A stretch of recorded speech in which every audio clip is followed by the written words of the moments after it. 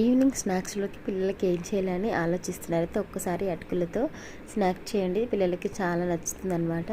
ముందుగా స్టవ్ వెలిగించి కడాయి పెట్టుకొని అందులోకి 2 కప్పుల వరకు అటుకులు వేసుకోవాలి. అటుకులు మంచిగా గోల్డెన్ బ్రౌన్ కలర్లో వేగిన తర్వాత తీసి పక్కన పెట్టుకోవాలి. మరొక కడాయి పెట్టుకొని అందులోకి ఆయిల్ వేసుకొని మంచిగా ఒక 2 టేబుల్ స్పూన్ల వరకు పల్లీలు, అలాగే 2 టేబుల్ స్పూన్ల వరకు పుట్నాలు యాడ్ చేసుకొని మంచిగా కలుపుకోవాలి. వేయించుకున్న తర్వాత అందులోకి 1/2 టీ స్పూన్ జీలకర్ర, అలాగే కొద్దిగా పసుపు, తర్వాత 1 టేబుల్ స్పూన్ కారం యాడ్ చేసుకొని మంచిగా కలుపుకోవాలి.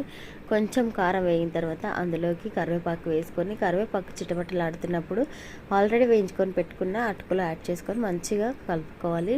మంటని మీడియం ఫ్లేమ్లోకి టర్న్ చేసుకొని మంచిగా కలుపుకొని ఒక్క నిమిషం పాటు వేయించుకున్నారంటే రెడీ అయిపోతుంది. మీరు కూడా ఒకసారి ట్రై చేసి మీకు ఎలా వచ్చిందని కామెంట్ చేయండి.